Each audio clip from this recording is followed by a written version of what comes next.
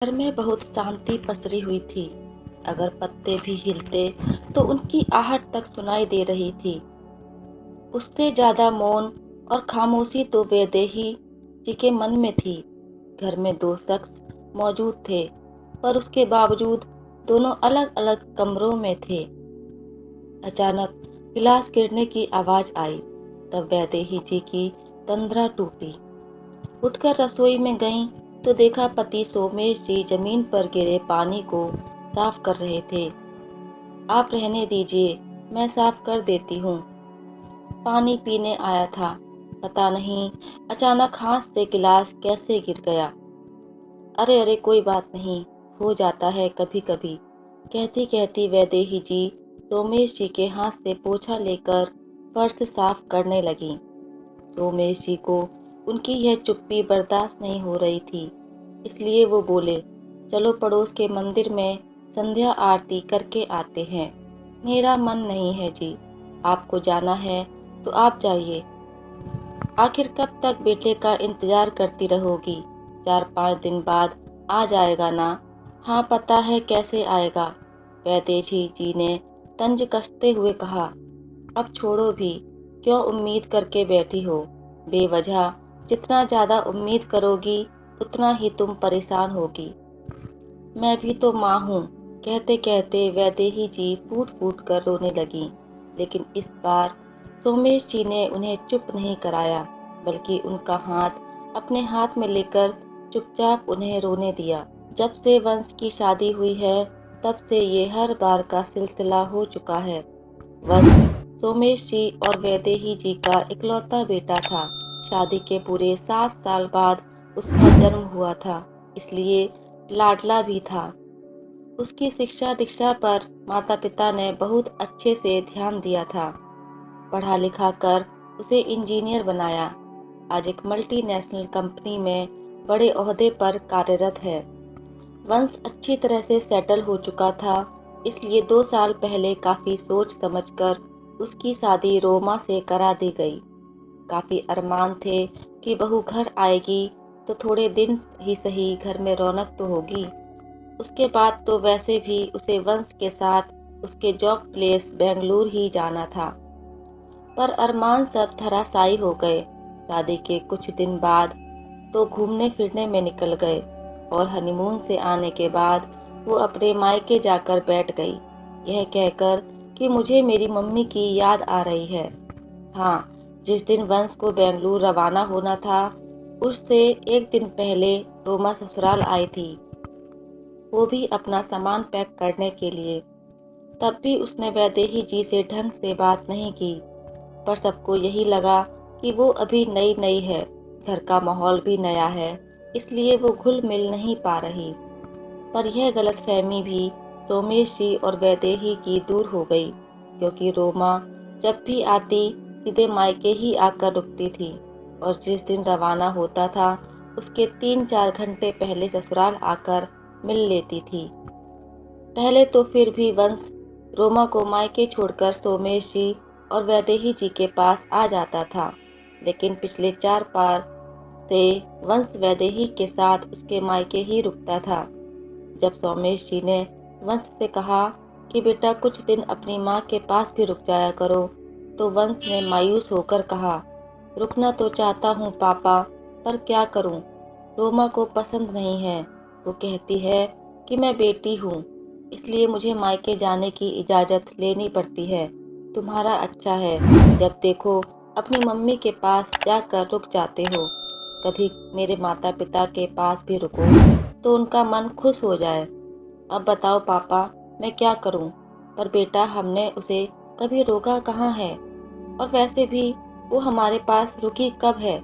सही कहा पापा, लेकिन क्या करें, 1-2 दिन पहले भी मैंने आने की कोशिश करता हूँ तो मुंह फुलाकर बैठ जाती है। कुछ कहो तो वो फिर लड़ने झगड़ने लग जाती है और फिर मैं घर की शांति के लिए चुप रह जाता हूँ। और इस बार भी यही हुआ। वंश और रोमा पिछले 3 दिन से इस शहर में आए हुए हैं, पर रोमा के मायके में रुके हुए हैं।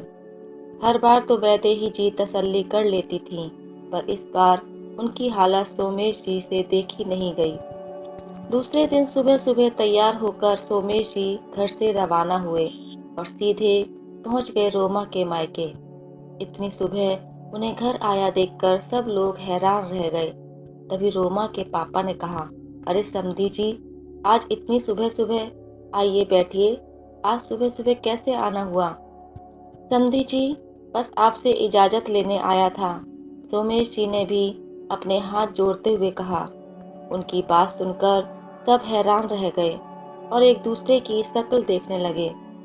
हम समझे नहीं समधी जी, आप कहना क्या चाहते हैं? रोमा के पापा अभी भी हैरान परेशान थे। वो क्या है ना समधी जी, पहले जब बेटियां शादी होकर ससुराल जाती थीं तो उसके मायके वाले उसे लिवाने आते थे और यूं ही उसके ससुराल वालों से इजाज़त मांगते थे। लेकिन समधी जी, हमें पता है कि ज़माना बदल गया है, तो हमें कोई ऐतराज़ नहीं। हम भी अपने बेटे को ले जाने के लिए आपसे इजाज़त मांगने आए हैं। उसकी माँ भी पूरा साल उसका इंतज़ार करती है, पर क्या करें, मेरा बेटा तो कुछ बोल नहीं पाता। इसलिए आप और रोमा कहें तो क्या मैं अपने बेटे को घर ले जा सकता हूँ? अरे समधी जी, आप ऐसा क्यों कह रहे हैं? बेटा बहू तो आपके ही है, उन पर आपका पूरा हक है। क्या सच में? शादी के 2 साल में तो कभी लगा नहीं मुझे। उल्टा तो यही लगा कि मेरा बेटा भी मेहमान ही बन गया है, जो यहाँ से रवाना होने से पहले 1-2 घंटे पहले आता है और मेहमानों की तरह मिलकर चला जाता है। तब आखिर रोमा के पापा ने अपनी पत्नी और अपनी बेटी रोमा की तरफ देखा। दोनों नजरें झुकाए चुपचाप खड़ी हुई थीं। आखिर रोमा के पापा बोले, माफ करना समधी जी, गलती आपकी नहीं है, गलती हमारी है। हमने कभी इस तरफ ध्यान ही नहीं दिया। बेटी की शादी तो कर दी, पर कभी यह नहीं देखा कि वह अपने ससुराल में किस तरह का व्यवहार कर रही है। फिर रोमा से मुखातिब होकर बोले, रोमा जाओ, अपना सामान पैक करो। तुम आज ही अपने ससुराल जा रही हो और याद रखना, जैसे तुम्हारी मम्मी पापा तुमसे मिलने के लिए इंतजार करते हैं, वैसे ही तुम्हारे पति के मम्मी पापा भी उनसे मिलने के लिए इंतजार करते हैं। अगर यहाँ मिलने आती हो तो कम से कम दोनों जगह पर बैलेंस बना कर चलो।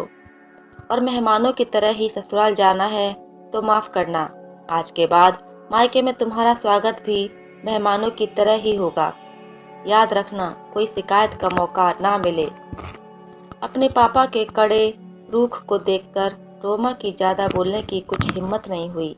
उसने अंदर जाकर अपना और वंश का सामान पैक किया और सोमेश जी के साथ ससुराल रवाना हो गई। इधर घर की डोर बेल बजी तो वैदेही जी ने जाकर दरवाजा खोला। सामने बेटे बहू को खड़ा देखकर वो खुश हो गई। अरे, तुम लोग आज ही जा रहे हो क्या? वैदेही जी का सवाल सुनकर बेटा बहू झेंप गए, पर फिर वंश माँ को गले लगाते हुए बोला, नहीं माँ, इस बार हम कुछ दिन आपके पास भी रुक जाएंगे। वहाँ आपके बिना मन नहीं लगता था। सच में? रुको रुको, मैं अभी आई। वैदेही जी फटाफट भागती हुई पूजा घर में गईं और पूजा की थाली लगा कर ले आईं और बेटे बहू की आरती उतारकर उन्हें घर में लिवा लाईं।